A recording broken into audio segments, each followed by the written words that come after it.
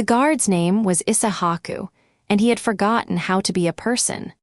Tibijia found him at dawn, slumped against the corridor wall outside Mariama's loom room with his spear laid across his knees like a child's stick. His eyes were open. His chest rose and fell. When Tibijia gripped his shoulder, the muscles underneath responded, a flinch, a blink, the mechanical twitch of a body that still remembered how to react to stimuli. But the man behind the muscles was gone. "What is your name?" Tibijia asked.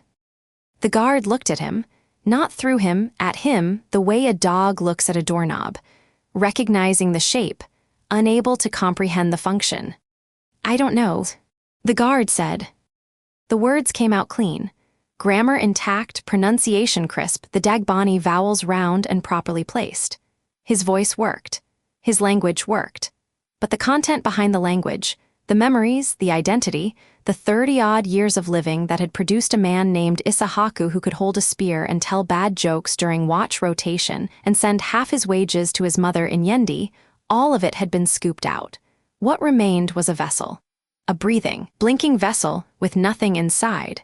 "What happened during the night?" "I don't know." Same clean delivery. No distress, no fear, no frustration. Not because Isahaku was brave or calm, but because Isahaku no longer existed in any form capable of feeling distress. The absence was total. Tibijia had seen men after head injuries, the confusion, the panic, the desperate grasping for names and dates that hovered just out of reach. This was not that. This was not a man who had lost his memories. This was a man who had been emptied of them. Surgically, completely.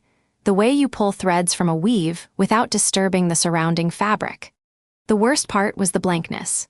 Not vacant the way a sleeping face is vacant, alive underneath, ready to surface. Blank the way a washed slate is blank. The guard's eyes held the particular emptiness of a room where all the furniture has been removed, but the scuff marks on the floor still show where the bed stood, where the chair sat, where a life had been arranged before someone came and took it away. Tibijia stood and forced himself to look away from the ruined man. The loom room door was open. The textile ward, the one Zuera's hidden fugu had repelled the shadow incursion from, was gone, the thread seal dissolved when the shadows had unpicked it. Tibijia stepped inside. The room smelled of indigo dye and raw cotton, and underneath both, something sharper, a chemical tang that prickled the back of his throat. Mordant solution. The fixative that weavers used to bind dye to clothes. It sat in a clay bowl on the shelf beside Mariama's personal supplies, and Tibijia's nose told him something was wrong with it before his mind caught up. He picked up the bowl, sniffed it. The standard mordant was alum and water, clean, faintly metallic. This smelled of alum and something else, something organic and sour, the way palm wine smells after it turns. Poison? He set the bowl aside, marking its position in his memory. If someone had doctored Mariama's mordant, if this death was not magical but chemical, not a pattern weapon, but a poison solution absorbed through the fingertips of a woman who spent 14 hours a day with her hands in dye, then the investigation pointed in a different direction entirely. A human direction. Political, personal, mundane. He filed it, kept looking. The loom had advanced. 3 more rows of the impossible pattern had been woven since midnight. 3 rows of inward spiraling geometry, tighter and denser than what preceded them, the central void pulling the eye with a gravity that made his temples ache. Mariama's dead hands were still on the shuttle, still warm, that impossible, defiant warmth, still positioned with the 50-year grip of a master at work. The shuttle had moved. The weft had been laid. The message was still being written by hands that should have been cold and stiff 8 hours ago. Tibijia examined the scene the way he would examine a forward position after a night engagement. What changed? What moved? What was left behind? He noted the shuttle's new position, the increased density of the pattern, the 3 rows of additional weaving. He noted Isahaku's location, slumped 7 meters from the door, as if he had been standing watch and then simply sat down and forgotten why he was standing.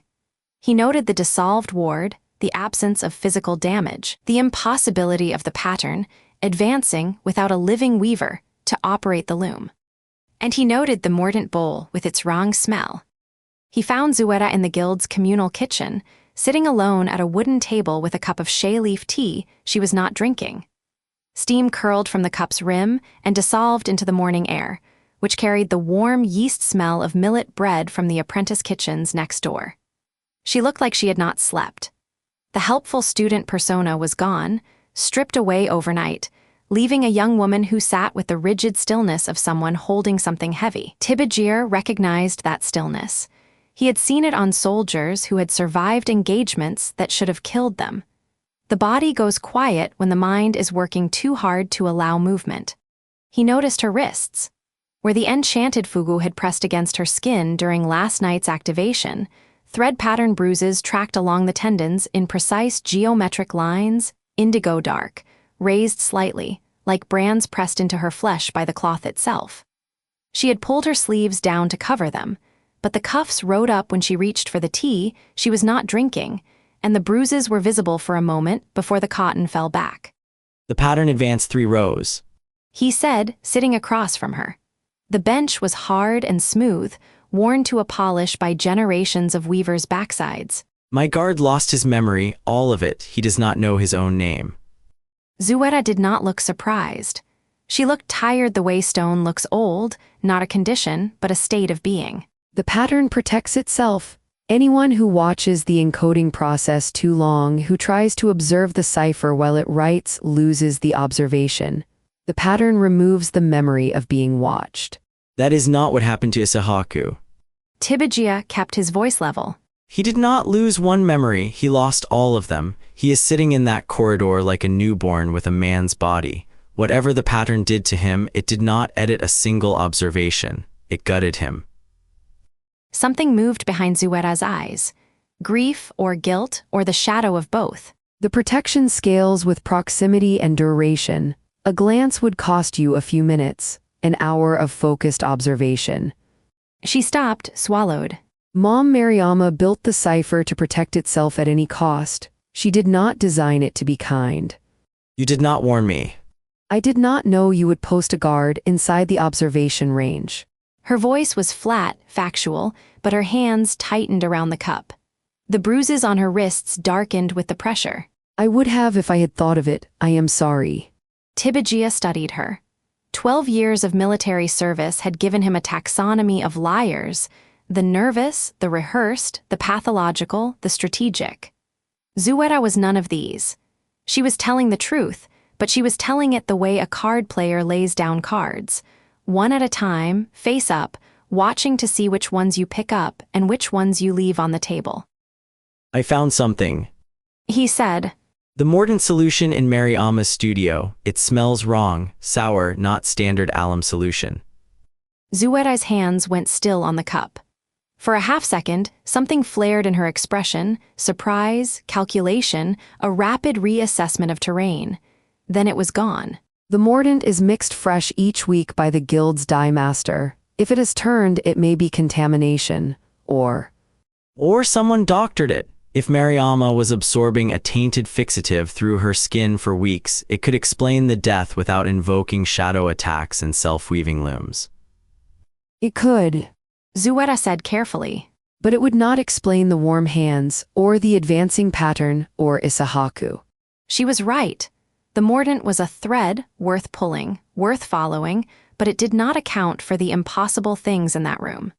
Still, Tibajia folded the observation into his growing map of this investigation. In his experience, the explanation you wanted was rarely the explanation you got. You followed every thread, even the ones that led to dead ends, because sometimes the dead end had a door in it. Who are you?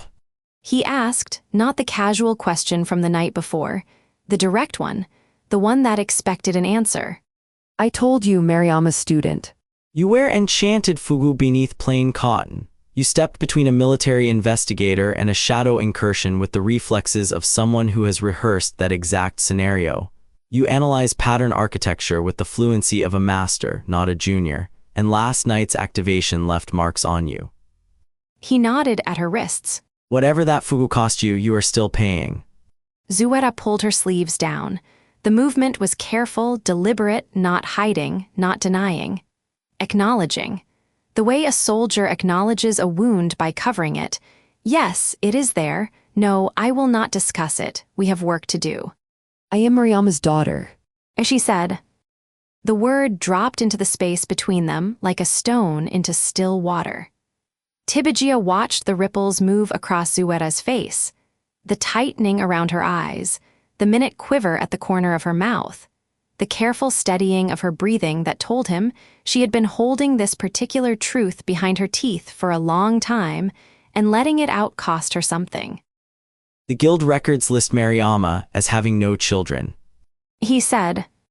The guild records are incomplete by design. Zuera's voice caught on the word design, snagged on it like cloth on a nail, and for a moment the mask cracked, and what was underneath was not the composed analyst or the hidden warrior, but a young woman whose mother's body was still warm on a loom 7 rooms away. Her hands shook. She put them flat on the table, pressing the tremor into the wood, and when she spoke again, her voice was steady, but her knuckles were white. Mom Mariama was not merely a master weaver, she was a pattern keeper. The word carried weight, not metaphorical weight, not emphasis, but the actual physical sensation of density, as if the air around the table had thickened. The pattern keepers are a lineage within the guild, older than the guild itself. We maintain knowledge that the guild chose to forget. We preserve patterns that the guild declared lost. We guard the memory of what fugu weaving was before the guild confined it to cloth and commerce. What was it before? A language. Zuera's eyes were bright now, not with tears. She had pushed the grief back down, walled it behind the analytical discipline her mother had taught her, but with the specific intensity of someone speaking about the thing that defined them. Not for humans, for the system. The root lines beneath the earth, the enskinment patterns in the chief's chambers, the shadow bindings of the Ashvale order, these are all fragments of a single unified language. The factions found pieces and claimed them as their own. The fugu weavers found the piece that could encode and transmit and store. The pattern keepers remember that the pieces once fit together. Tibijia's instinct for wrongness fired, but not in the familiar way. This was not wrong. This was too right, too coherent. Scattered evidence snapping into a pattern, and patterns, as he had learned in one very bad night, were dangerous things in this building. Mariama's message, the pattern on the loom, what is it saying? I do not know the content, but I can read the structure. Zuera reached beneath her headwrap, the plain white cloth that concealed the enchanted fugu within, and withdrew a small folded paper. Her fingers were still trembling. She unfolded it and laid it on the table between them, pressing the creases flat with the heel of her palm. It was a partial transcription of the loom's pattern, translated from geometric encoding into Dagbani script in Zuera's precise hand. Not a translation of the message itself, a translation of the message's header. The structural preamble, the way a military dispatch begins with unit designation and priority code before the orders. The header contained 3 elements. The first was a date, expressed in astronomical notation, the formal system the guild reserved for documents of faction-wide significance. Tibijia calculated. The date corresponded to the next Damba alignment, 5 days from now. The second was a designation. A single word, repeated 3 times with increasing encoding complexity, that Zuera said indicated escalating urgency. Zagile. Tibijia said the word aloud and his jaw fought him. The syllables were angular, hard-edged, as if the sounds belonged to a mouth shaped differently than his, wider or deeper, or built from different bone. The word scraped against his teeth on the way out and left a metallic taste on his tongue, copper and cold stone, the taste of something ancient passing through a vessel not designed to hold it. What does it mean? I do not know, it is not Dagbani, it is not any language in the guild's records. Zuera refolded the paper, with the precise, careful motions of someone handling something volatile. Mom Mariama used it as a designation, a name, or a title, or an identifier for something that has no word in any language I speak. She whispered it at her personal loom late at night, over and over. The way you whisper the name of someone you are afraid of forgetting. Her voice caught again on that last word. Forgetting. A mother who whispered a word she was afraid of losing, and a guard down the corridor who had lost every word he ever knew. The third element was an instruction, not content but activation protocol, the conditions for what the pattern would do when the last row was woven. The instruction was 2 words. Show the way. The pattern will complete itself. Tibijia said. How long? At its current rate, accounting for the 3 rows added overnight tonight, the last row will be woven by midnight. And then it activates. Yes. Show the way to what? Zuera looked at him with eyes that held too many years for the face they sat in. That is what we are about to find out. They watched the loom through the day. Tibijia did not post another guard. He would not sacrifice another mind to the pattern's hunger. Instead, he and Zuera sat in the loom room with Mariama's body and watched the shuttle advance with the imperceptible, relentless patience of a clock hand counting toward 0. The room grew warmer as the day wore on. Sunlight slanted through the high window and caught the dust motes drifting through the indigo-stained air, turning them to amber sparks. The shuttle clicked softly with each pass, the only sound in a room that should have been silent, that would have been silent if the dead woman's hands had obeyed the basic contract between flesh and death. The smell of raw cotton thickened as the day's heat pressed it out of the stored bolts stacked along the walls, mixing with the lingering shea butter from Mariama's hands and the faint sourness of the suspect mordant bowl that Tibijia had moved to the corner, but not removed. He watched the bowl as much as the loom. If the mordant was poisoned, the poisoner knew this room. Knew Mariama's habits, her supplies, her schedule. That was a human crime committed by a human hand, and Tibijia understood human crimes the way he understood military operations. Motive, means, opportunity, execution. The magical elements, the warm hands, the self-weaving pattern, the gutted guard, those belonged to a category his training had not prepared him for. The mordant belonged to his category. He held onto it the way a swimmer holds onto a rock in unfamiliar current. Zuera dozed against the wall in the late afternoon, her body finally surrendering to the exhaustion of a sleepless night and an enchanted Fugu's demands. In sleep, her face lost the analytical composure and became simply young. The thread pattern bruises on her wrists were darker now, the geometric lines sharper, as if the Fugu's cost was still being extracted hours after the activation. She breathed with the shallow, careful rhythm of someone whose ribs hurt. Tibijia did not wake her. He sat with his weapon across his knees, mirroring, he realized, the posture of the emptied guard he had found that morning, and watched the dead woman's hands work the shuttle back and forth, the impossible pattern spiraling tighter with every pass. The pattern completed itself at 11 minutes past midnight. No ceremony, no flash of light, no change in sound, no cosmic announcement. One moment the shuttle was moving. The next it was still. The encoding was finished. The message, whatever it said, in whatever language Zagale understood, was complete. Mariama's hands released the shuttle. Not with the sudden limpness of death, but with the deliberate, gentle opening of a grip voluntarily relaxed. Her fingers spread, laying the shuttle down with the precise care of a weaver setting aside a tool she would not need again. Tibijia watched the gesture and felt something tighten in his chest that was not fear and not grief, but something close to both. The recognition that this dead woman's last act of volition, performed 3 days after her heart had stopped, was to put her tools away properly. 50 years of craft did not end at death. It ended at completion. Then her hands went cold.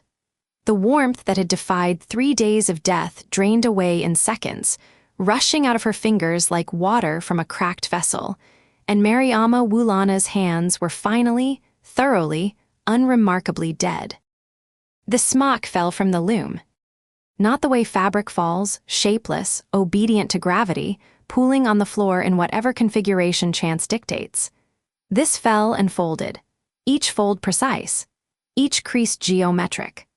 The smock folded itself on the laterite floor with the methodical complexity of a military flag ceremony, Tibijir recognized the structure instinctively, the 12-step sequence, each fold adding dimension, each crease carrying information. His soldier's mind translated. This was not art. This was a briefing. A terrain map being assembled from flat components into three-dimensional intelligence. The smock stopped folding. Tibijia stared at what it had become. A map, three-dimensional, self-supporting. The cloth held its shape through some principle that had nothing to do with starch or wire. The folds themselves were structural, the pattern's geometry providing the rigidity, the woven message serving double duty as both content and architecture. The topography was precise. A series of chambers and passages descending below a structure indicated at the top by a symbol that Zuera, awake now, on her feet, her hand pressed to her mouth, recognized instantly. That is the looms of Tamale. Her voice was barely audible. The crossed shuttles, the guild's founding mark, the oldest mark, the one carved into the cornerstone of this building. The map showed something beneath them, below the guild, below the oldest weaving hall. Chambers connected by passages, descending in a spiral to a single large room at the deepest level. Inside that room, the map depicted a shape that Tibijia could not identify, too large for furniture, too structured for geology, too intricate for any architecture he had ever seen. A loom. Zuera whispered. She was crying.